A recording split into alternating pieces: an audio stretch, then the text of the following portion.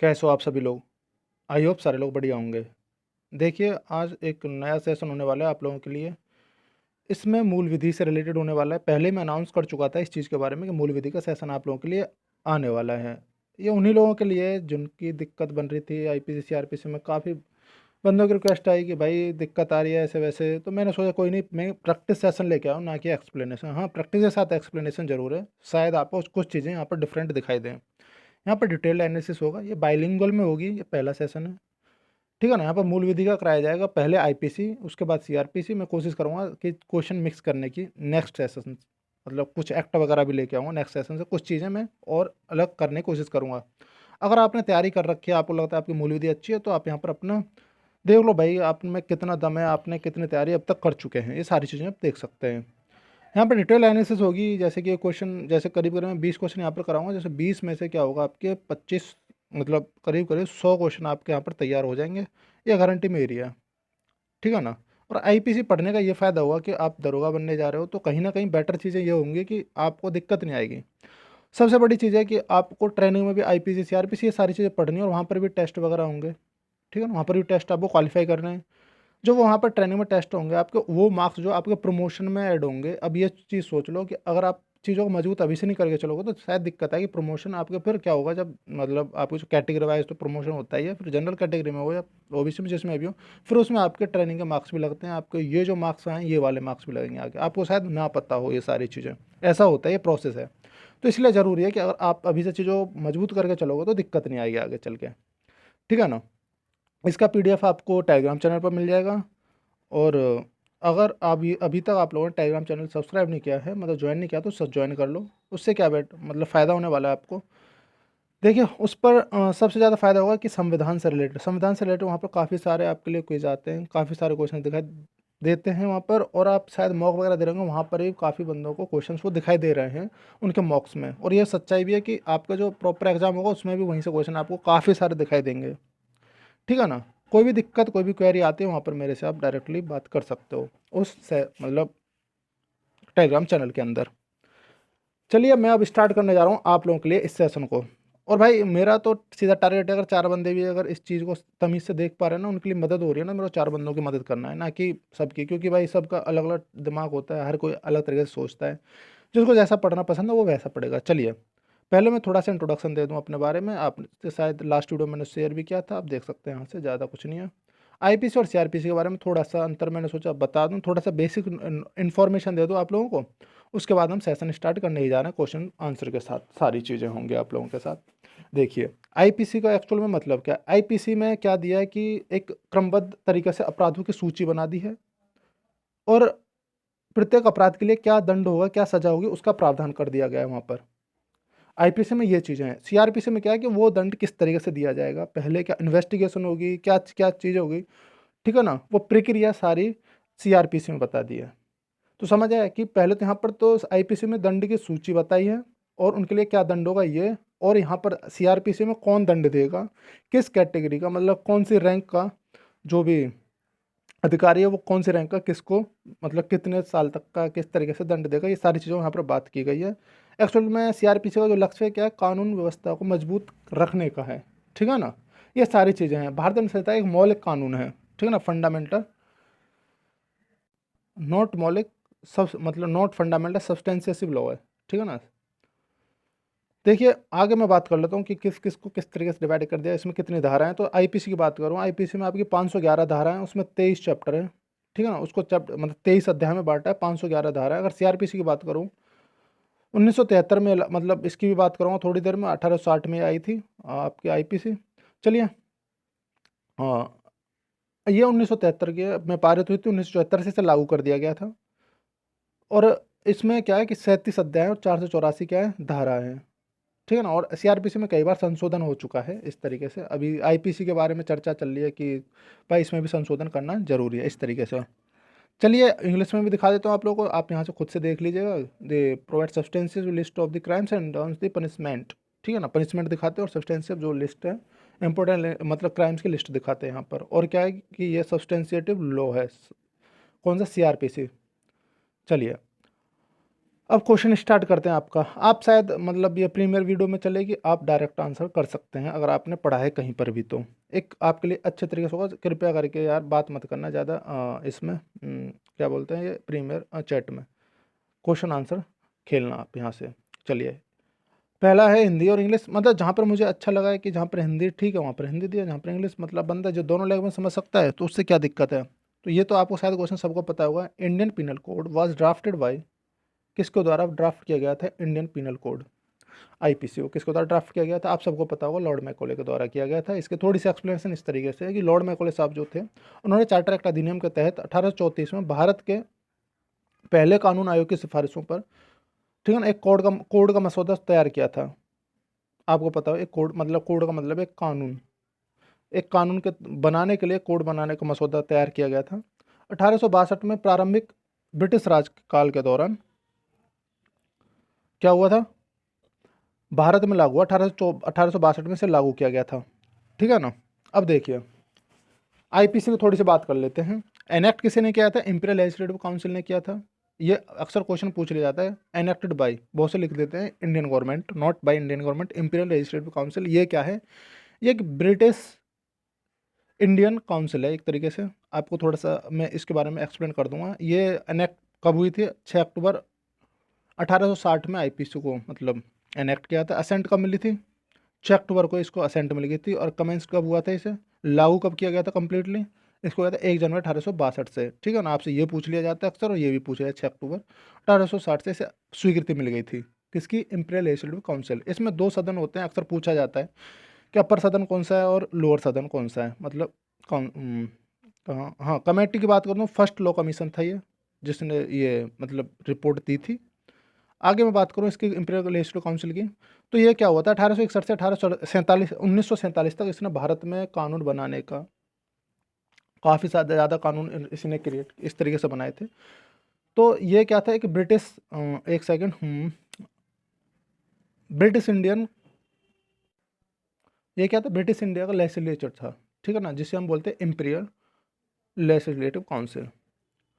और इसको सक्सीड किया था किसने, मतलब इसके बाद क्या हुआ था, गवर्नर जनरल आ गया था। देखो देखो मैं थोड़ा सा फॉर्मेट में भी ले आया हूँ। क्या था, ये बाईकैमरल सिस्टम है जिसने 1861 से 1847 तक मतलब भारत में कानून व्यवस्था साधने का काम किया था। यहाँ पर हाउसेस क्या क्या थे, यहाँ पर council of states and central legislative assembly. तो यहाँ पर देखो थोड़ी टर्म मतलब उनका क्या टाइम, उनका ड्यूरेशन क्या थी, टेन्योर क्या था, काउंसिल ऑफ स्टेट्स का 5 ईयर्स था, और सेंट्रल लेजिस्लेटिव असेंबली का कितना था, ये था आपका 3 साल था, ठीक है, 3 ईयर्स। तो ये सारी चीज़ें हो गई हमारी यहाँ पर। और एक और चीज़ शायद मैंने आगे एक्सप्लेन किया, हाँ यहाँ पर लेके आया हूँ। तो क्या हुआ था, ये 1861 में आई थी, ये इंपीरियल लेजिस्लेटिव काउंसिल आई थी। डिसबैंड इसे कब से बंद कर दिया गया था, डिसबैंड कर दिया गया था, इसे 14 अगस्त 1947 से हटा दिया गया था। उसके बाद क्या होता है, ये गवर्नर जनरल काउंसिल के थ्रू ये प्रोसीड हुई थी चीज़ें। उसके बाद क्या हुआ, थोड़े टाइम बाद ही एक सक्सीड कर दिया था, किसके द्वारा, सक्सीड का मतलब लास्ट में क्या होता है, कॉन्स्टिट्यूएंट असेंबली ऑफ इंडिया के द्वारा इसे रिप्लेस कर दिया गया था, किसे, गवर्नर जनरल काउंसिल को, ठीक है ना। इसमें करीब करीब 145 सीट्स थी। बस इतना ही पूछा जाता है आप लोगों से, जो काम की चीज़ें वही। देखिए अगला क्वेश्चन है आपका, minimum punishment as imprisonment provided under the IPC. आप लोगों को शायद ये पता होगा कितने घंटे की मतलब कितने टाइम के लिए मिनिमम पनिशमेंट है किसी भी इम्प्रिजनमेंट के लिए। क्या है भाई, ये आपकी शायद आप लोगों को पता होगा। चलिए नेक्स्ट क्वेश्चन क्या है आपका, आपको पता होगा। एक सेकंड, भी पेन भी काम नहीं कर रहा। ठीक है ना भाई, हो जाओ। चलिए, भारतीय संविधान में स्त्री का शब्द का घोतक क्या है, स्त्री शब्द का घोतक मतलब वीमेन किसे कहेंगे हम, एक तरीके से बहुत से अगर मतलब डेफिनेशन बदल जाती हैं, लेकिन आईपीसी में एक अलग डेफिनेशन दिया। मैं अलग अलग क्वेश्चन लेके आया हूँ आप लोगों के लिए, मतलब एक साइड से नहीं। कुछ क्वेश्चंस आपको मैं घर से तो बना के नहीं लाया, कुछ क्वेश्चंस आपको करंट से देखने को मिलेंगे, कुछ आप लोगों को घटना चक्र से, कुछ मॉक से, इस तरीके से मिलेंगे आप लोगों को यहाँ पर, ठीक है ना। अगर मैं बात करूँ ये क्या है, तो सिंपल सी बात है। अगर मैं यहाँ पर एक, यहाँ तो स्त्री की बात पूछ लिया, अगर मैं पुरुष की बात करूँ तो स्त्री और पुरुष की बात लगभग सिमिलर ही होगी चीज़ें। देखिए ए, आपने शायद आंसर कर दिया होगा, इसका आंसर है D, A women of any as. कुछ भी उस वीमेन की एज हो सकती है, वो गर्ल चाइल्ड भी हो सकती है, 100 साल की भी हो सकती है, उसे हम वीमेन ही बोलेंगे, ठीक है ना। इसकी डेफिनेशन है, देख लीजिए यहाँ पर। ठीक है ना। अगर पुरुष है या कोई भी है, या तो 100 वर्ष का एक छोटा सा अभी पैदा क्यों नहीं हुआ, ठीक है ना, वो पुरुष में आएगा। या इसी तरीके से वाइस वर्सा, मीन्स अगर वो कोई भी स्त्री, तभी वो मतलब आएगी कैटेगरी में, स्त्री कैटेगरी में। या वो भले ही या वो 1 वर्ष की है, या फिर 1 दिन की है, या अभी पैदा हुई, या 100 वर्ष की है, अगर वो स्त्री है, मतलब वो अगर नारी है तो स्त्री के रूप में जानी जाएगी। ठीक है ना। मेंस्ट्रुआ क्या है, आप लोगों को ये पता ही होगा, शायद बहुत लोगों ने पढ़ा होगा। ये तो बेसिक चीज़ें ही चल रही हैं, आगे से थोड़ा सा चीज़ों को चेंज कर दिया जाएगा। आपका मेंस्ट्रुआ क्या है, चलिए। मेंस्ट्रुआ से आप लोगों का क्या तात्पर्य है। मेंस्ट्रुआ से है आपका दुराशय, मतलब आपका बुरा आशय कोई भी क्राइम करने से, आपकी कोई गलत इंटेंशन है, कोई भी अपराध करने से रिलेटेड, ये है दुराशय। अपराध करने से रिलेटेड किन किन तत्वों की जरूरत होती है, इस चीज़ पर बात कर लेते हैं। कम मतलब इसके लिए अपराध से रिलेटेड कितने मतलब 4 चीज़ें होने जरूरी हैं, 4 तत्व होने जरूरी हैं। कौन कौन से, पहले तो वो मानव होना चाहिए, ठीक है ना। ये ऐसा नहीं कोई जानवर है उसके लिए कोई कानून नहीं बना, ठीक है ना। आपराधिक मनस्थिति दुराशय होना चाहिए, जैसे हमने अभी मेंस्ट्रुआ बोला है कि बंदे के अंदर जो इंटेंशन है ना, वो मतलब एक दुराशय वाली होनी चाहिए। इंटेंशन गलत होनी चाहिए, अपराध करने के लिए होनी चाहिए, आपराधिक कृत्य होना चाहिए। ऐसा नहीं कि कुछ अपराध ऐसा है ना कि आपराधिक कृत्य होना चाहिए, आपराधिक कैटेगरी में आना चाहिए, ठीक है ना। ऐसा नहीं कि आपने किसी को पानी पिलाया वो आपराधिक कृत्य में आ गया, ऐसा कुछ नहीं है। तो चीज़ों को समझो। तो मानव होना चाहिए, मेंस्ट्रुआ मतलब आपराधिक मनस्थिति होनी चाहिए, या उसका दुराशय, दुराशय आपने समझते होंगे, जिसका कोई गलत आशय हो, दुराशय। आपराधिक कृत्य होना चाहिए, या ऐसा कोई कृत्य हो, ठीक है ना, कृत्य जिससे मानव समाज को क्षति हो, ये चीज़ अलग है। तो जिससे मानव समाज को क्षति हो किसी भी तरीके, जैसे आप पॉल्यूशन कर रहे हो, कहीं पर दंगा कर रहे हो, ठीक है ना, ईंट पत्थर फेंक रहे हो, वो उससे क्या मानव शांति को तो भंग कर रहे हो आप लोग। तो ये किस में आ गया, आपको समाज को क्षति पहुंचा रहे हो आप, इसमें आ गया। लेकिन ये किसी का तत्व नहीं है, मोटिव, ठीक है ना। ये इसमें जो कार्य का हेतु अपराध का आवश्यक तत्व नहीं है। यहाँ पर 4 आपराधिक आवश्यक तत्व डिफाइन किए हैं आईपीसी के अंदर, ठीक है ना। चलिए, ये बात होगी आपकी 4 तत्वों के बारे में। चलिए नेक्स्ट क्वेश्चन के बारे में बात करूँ मैं आप लोगों से। नेक्स्ट क्वेश्चन है, भारतीय दंड संहिता 1860 जो आई थी आपकी, लॉर्ड मैकॉले द्वारा प्रारूपित जो की गई थी, जो कि यहाँ पर हिंदी की जरूरत लगी मुझे, हिंदी लिया क्योंकि आप लोगों को ये साथ दोनों चीज़ समझ आ रही होंगी। संहिता का संशोधित संस्करण, इसमें से किन देशों की दंड संहिता उसी प्रारूप पर आधारित है, ठीक है ना। भले ही उसमें क्या हुआ कि अमेंडमेंट हो गया, लेकिन अभी भी क्या वही प्रारूप है वहाँ पर।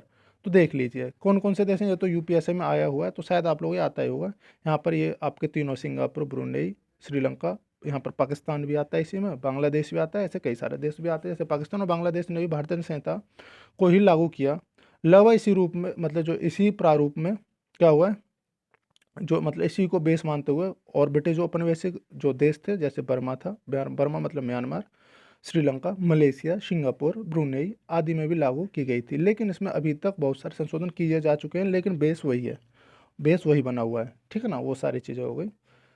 चलिए नेक्स्ट क्वेश्चन क्या है आप लोगों का। नेक्स्ट क्वेश्चन है, भारतीय संहिता प्रवर्तन लागू कब हुई थी, आपको पता ही है, 1 जनवरी 1862, यही है ना।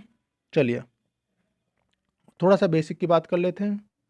इसमें क्या हुआ था, 6 अक्टूबर 1860 को इसको मान्यता मिल गई थी, स्वीकृति मिल गई थी, आप लोगों को पता ही होगा। और 1 जनवरी को इसको लागू कर दिया गया था 1862 में, ठीक है ना। चलिए अगला क्वेश्चन। मैं चीज़ों को जल्दी जल्दी कर रहा हूँ क्योंकि आगे आप लोगों के लिए कुछ चीज़ें अच्छी होने वाली हैं। आपराधिक दंड संहिता 1860 की धारा 1 किस चीज़ से संबंधित है। यहाँ पर धारा की बात है तो मैं कई सारी धाराएं यहाँ पर डिस्कस करने वाला हूँ आप लोगों के साथ। तो यहाँ पर कुछ नहीं है भाई, यहाँ पर सीधा क्या है, चलिए गैस करो क्या हो सकता है।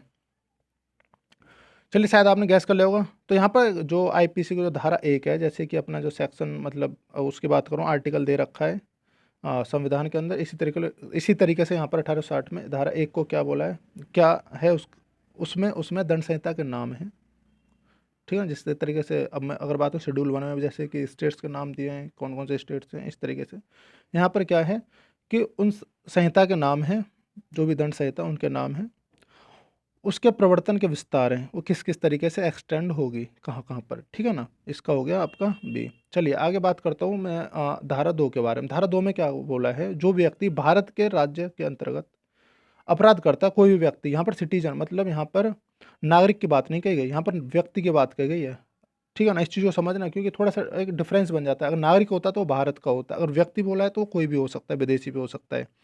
जो व्यक्ति विदेशी या फिर देशी, मतलब भारत का हो चाहे वो बाहर का हो, भारत के राज्य क्षेत्र के अंतर्गत अपराध करता है, कोई भी अपराध करता है, वह इस दंड संहिता के द्वारा उसे दंडित किया जाएगा। ठीक है ना। इसी दंड संहिता के अंतर्गत उसे दंडित किया जाएगा। जो भी उस पर प्रोसीजर चलेगा, जो भी चीज़ चलेंगी, सीआईपीसी के अंदर ही चलेंगी। धारा 4 क्या कहती है? धारा 4 ये कहती है कि भारत के बाहर किसी भी स्थान पर भारतीय नागरिक द्वारा या भारत में पंजीकृत किसी पोत या विमान पर, पंजीकृत पोत या विमान, जैसे आप कहीं विदेश में गए हो, आपका जहाज जा रहा है यहाँ पर, ठीक है ना, इस तरीके से, तो वह चाहे जहाँ भी हो, विदेश में कहीं भी हो दुनिया के अंदर, किसी भी व्यक्ति द्वारा, किसी व्यक्ति मतलब देशी या विदेशी जो भी है, इस संहिता के अंतर्गत अपराध किए जाने पर इस संहिता के उपबंध लागू होंगे उस पर। मतलब अगर कोई बंदा है यहाँ पर और कोई मान लो और साउथ अफ्रीका का है और अपने हमारे यहाँ पर जो इंडियन जहाज है वो रजिस्टर्ड है भारत के अंदर, और उस पर अगर वो क्राइम कर देता है, मतलब किसी को मार देता है, लूट पाट कर देता है, तो वो सारे जितने भी ज़्यादा अगर उसे पकड़ लेते हैं, अगर वो फरार नहीं हो पाता या फिर फरार भी हो जाता है, किसी तरह से ढूंढ लेते हैं, तो उसको भारत की जो भी आईपीसी की जो धारा दी हैं उनके अंतर्गत ही उसे दंडित किया जाएगा। तो ऐसा ये प्रावधान है धारा 4 के अंदर। ठीक है ना। चलिए आगे बात करते हैं। आपको ये शायद क्वेश्चन तो आता ही होगा, ये तो यूपीएससी में पूछा जा चुका है। भारतीय दंड संहिता का समुद्र में क्षेत्राधिकार फैला हुआ है। ये एक अच्छा क्वेश्चन है। यहाँ पर कुछ आपको चीज़ें अलग मिलने वाली हैं, तो ये तो शायद आपको पता होगा कितना 12 नॉटिकल माइल्स है। ठीक है ना।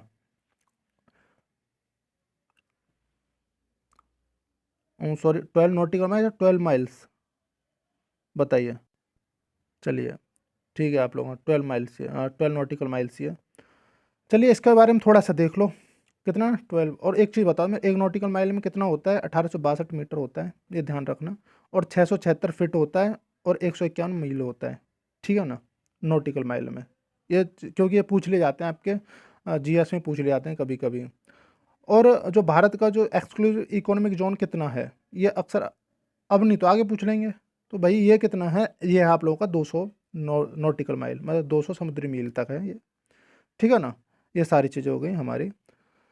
एक्सक्लूसिव इकोनॉमी जोन में आप कोई भी रिसर्च वैज्ञानिक संस्था अनुसंधान बना सकते हैं, कोई भी रिसर्च कर सकते हैं, लेकिन टैक्स आप कहाँ तक लगा सकते हैं? आप खाली जो टैक्स वगैरह ऐसी चीज़ें कहाँ तक कर सकते हैं? आप वसूल टैक्स वसूली, सीमा शुल्क वसूली आप खाली 24 समुद्री मील तक कर सकते हैं। ये क्वेश्चन भी पूछ लिया जाता है अक्सर। ठीक है ना। चलिए नेक्स्ट क्वेश्चन है आप लोगों का, भाई ये है, किस मामले में शरीर की प्रतिरक्षा, मतलब प्राइवेट प्रतिरक्षा, मतलब प्राइवेट डिफेंस, ठीक है ना, प्रतिरक्षा के अधिकार का विस्तार मृत्यु कारक करने तक का है? मतलब ऐसी कौन सी प्राइवेट डिफेंस है जिसके अंतर्गत आप किसी की हत्या तक कर सकते हो, मार सकते हो? तो शायद ये आप लोगों को पता हो, क्वेश्चन भी खुद से मेरे हिसाब से दिख रहा होगा यहाँ से। कौन सा है इसका? ऑप्शन है C, assault with intent to cause rape. ठीक है ना। हमले से कोई मतलब नहीं है, सदोष अवरोध और इन चीज़ों के बारे में उपपत्ति। ठीक है ना। तो यहाँ पर ना डिफरेंस है, काफ़ी ज़्यादा डिफरेंस है। देखो एक और चीज़ बता दूँ, यहाँ पर सदोष अवरोध बोला है ना, यहाँ पर सदोष परिरोध होता ना तो हत्या कर सकता था। 1 सेकंड। और यहाँ पर उपहित बोला है, उपहति बोलते हैं इसे, शायद ये गलती से लिख गया है। तो अगर यहाँ पे होता ना घोरपति, तो भी हत्या कर सकता है।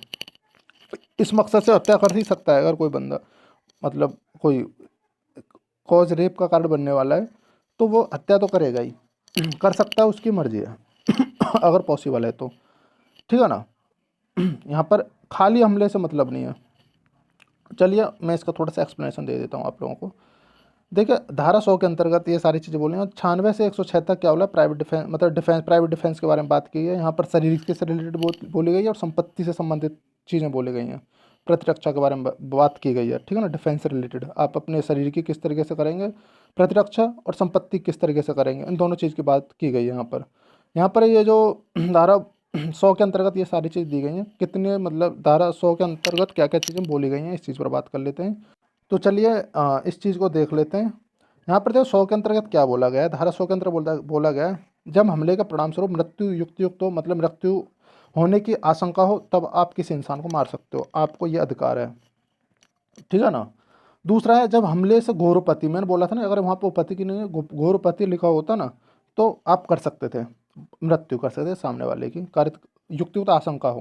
ठीक है ना। आपको ऐसा लग रहा हो कि ये सामने वाला बंदा भाई साहब कतई, मतलब एक होते उपपति और एक होता घोरपति। इस चीज़ में कभी मैं डिफरेंस बताऊँ। उपपत्ति चीज़ समझना, उपपत्ति का मतलब है कि किसी भी तरीके से आपको ऐसी चोट दी गई जिसमें 2-4 दिन आपको दिक्कत आई और ठीक हो गए। एक है घोरपत्ति, जैसे जिसकी में आपकी टांग चली गई, आपको ऐसा लग रहा है कि भाई साहब ये तो कतई मतलब अगर नहीं मर पाया तो भाई साहब हाथ पैर तो टूट ही जाएंगे, तो इस तरीके से आप इस आशंका से आप उसकी हत्या कर सकते हो। बलात्संग के आशय से हमला किया जा सकता, जैसे क्वेश्चन में बोल दिया गया है। प्रकृति विरुद्ध काउंटर रचना के लिए किया गया हमला, इसके एक सही की कई सारी धारा हैं, इस पर ही बात करेंगे। व्यपरण और अपहरण, ठीक है ना, व्यपरण और अपहरण करने के लिए किया गया हमला। किडनैपिंग और एबडक्टिंग से रिलेटेड किया गया हमला, वो क्या होगा, इसमें भी आप क्या कर सकते हो, हत्या कर सकते हो सामने वाले की। सदोष परिरोध और सदोष परिरोध से रिलेटेड है, मतलब उसमें क्या बोला था, अवरोध बोला था ना, यहाँ पर सदोष परिरोध की मैंने पहले ही बोला था। तो सदोष परिरोध कर रहे हो आप किसी का, तो इस चीज़ पर ही बात करें, सदोष परिरोध क्या होता है, थोड़ा सा वीडियो लंबा होगा। 7वां अभी एक अमेंडमेंट के थ्रू जोड़ा गया था। इसमें क्या था कि तेजाब फेंकने, जैसे बीच में केसेस आ रहे थे, तो ये चीज़ें फिर से करें। तेजाब फेंकने या प्रयोग करने या उसके प्रयत्न पर गंभीर उपपत्ति की युक्त आशंका, आपको ऐसा लग रहा है कि आपकी तरफ कोई तेजाब फेंक सकता है, आपको ऐसा लग रहा है, तो आप मृत्यु कर सकते हो अगर उसके पास तेजाब टाइप का ऐसा कुछ है, ठीक है ना, समझे। तो ये चीज़ है आपके इसकी। अब मैं थोड़ी सी चीज़ें बात कर लेता हूँ कुछ चीज़ों के बारे में। धारा 103 क्या कहती है, ये प्राइवेट प्रतिरक्षा के बारे, मतलब ये है संपत्ति की प्राइवेट प्रतिरक्षा, ये खुद की प्राइवेट प्रतिरक्षा, ठीक है ना, स्वयं की व्यक्ति की प्राइवेट प्रतिरक्षा के बारे में है। और ये है आपकी संपत्ति से रिलेटेड। अगर संपत्ति में आपकी रॉबरी हो रही है तो आप मतलब कब मार सकते हो किसी इंसान को, अपनी संपत्ति से रिलेटेड ऐसा कुछ बन रहा है, सिचुएशन बन रही है, तो यहाँ पर है भाई रॉबरी। अगर आपके यहाँ पर कोई भी रॉबरी हो रही है, देखो रॉबरी की भी डेफिनेशन अलग अलग है, इस चीज़ पर ही बात करेंगे। काफ़ी चीज़ें यहाँ पर हैं। रात्रो गृह भेदन है इस चीज़ पर। अगर आपके घर पर कोई बंदा रात को आके आपके घर को तोड़ता फोड़ता इस तरीके से करता है, या लूट में क्या होना चाहिए, आपके 5 से अधिक लोग होने ज़रूरी हैं, ठीक है ना। और आपको ऐसा लगता है भाई हत्या कर सकते हो, आप उनमें से मार सकते हो किसी को भी या सबको भी।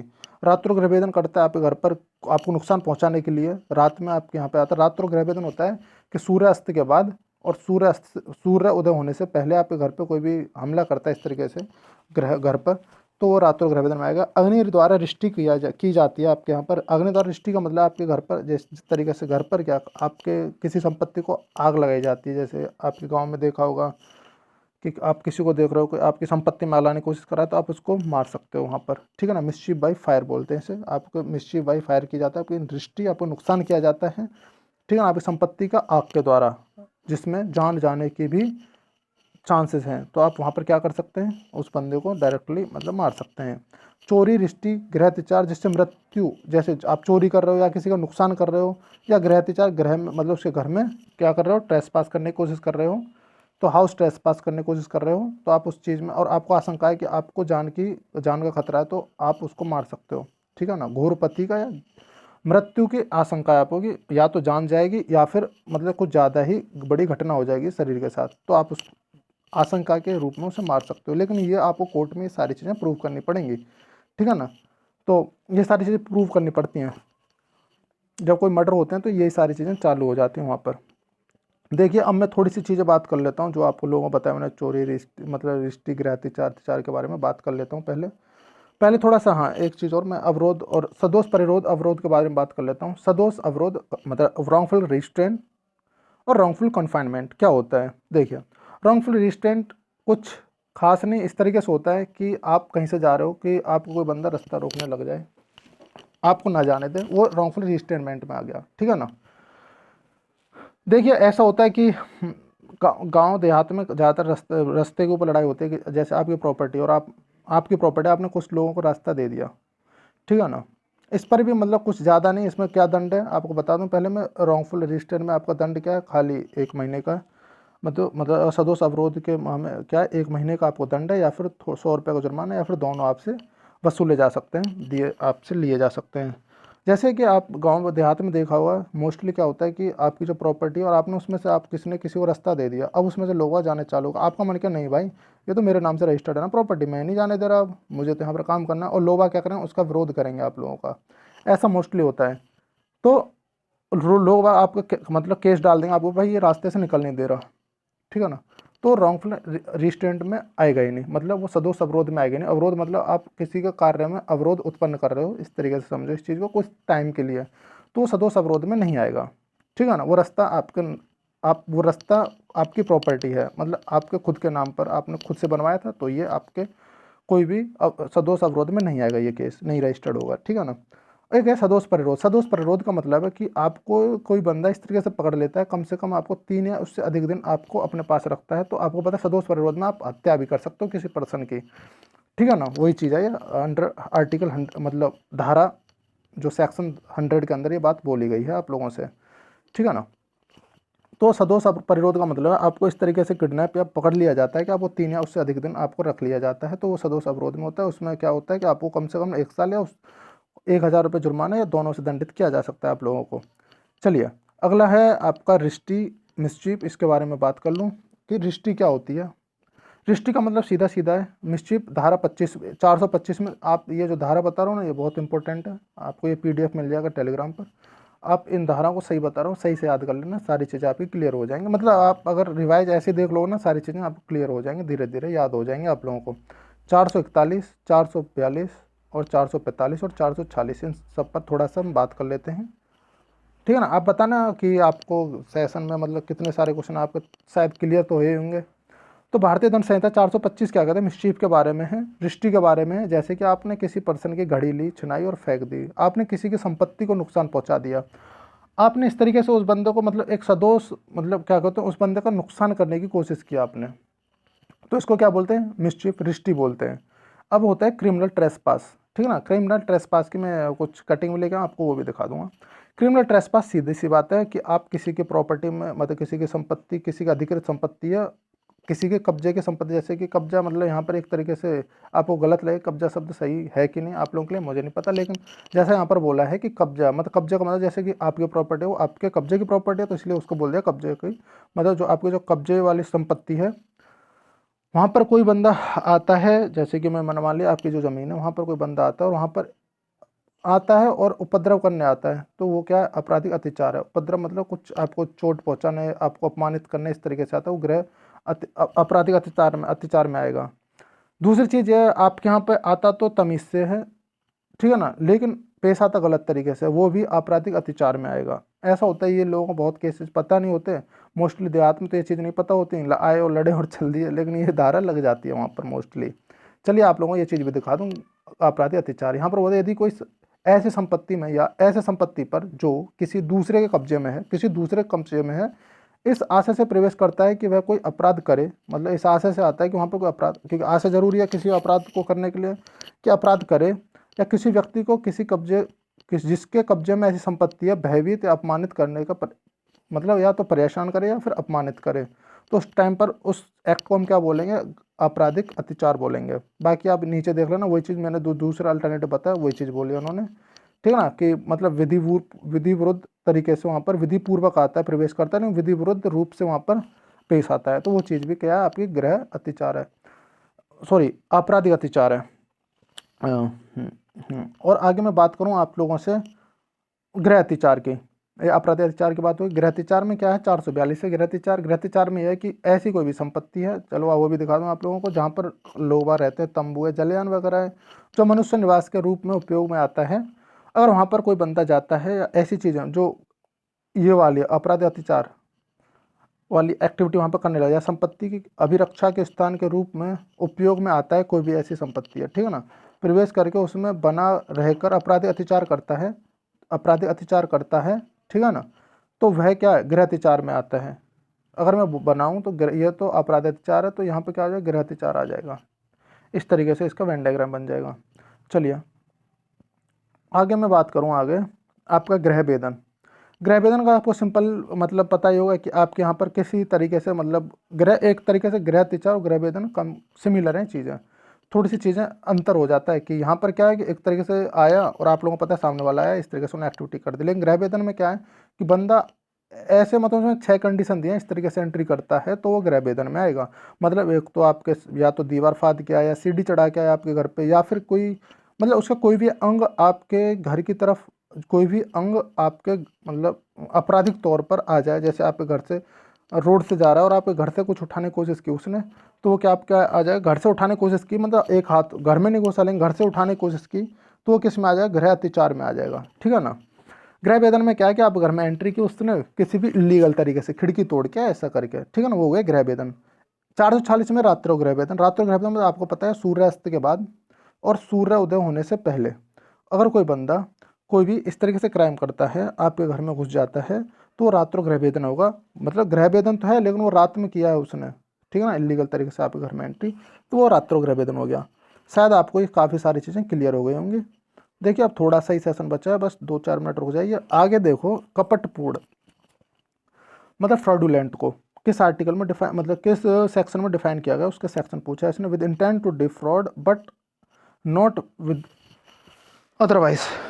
तो ये किस आर्टिकल में, सॉरी किस सेक्शन के अंदर इसकी बात की गई है, आप लोगों को पता ही होगा मेरे हिसाब से। यहाँ पर बात की है आप लोगों से धारा, सॉरी धारा 4 की, सेक्शन 4 की बात की गई है कि